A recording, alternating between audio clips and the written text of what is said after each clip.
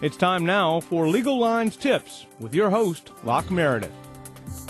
Hello, I'm Locke Meredith and I have a Legal Lines tip for you. Remember, knowledge is power. And I want you to know if you have a bunch of medical expenses from an accident or an injury, you may have a lot of different sources from whom you can collect recovery and pay those medical expenses.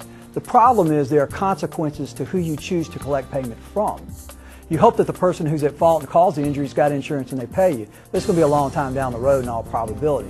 So you may look to health insurance, you may look to workers' comp, there may be some other insurance coverages like MedPay, the federal government may pay. But you need to understand that they're going to intervene in your lawsuit and in your claim and try and get from the person who's at fault the money they paid. And if there's a limited amount of money available to you to compensate you, or if your source is only UM, it's important to know that certain parties aren't entitled to the same amount of recovery. So my Legal Lines tip from me, Locke Meredith, to you is be careful and understand the consequences of who you choose to pay your medical expenses.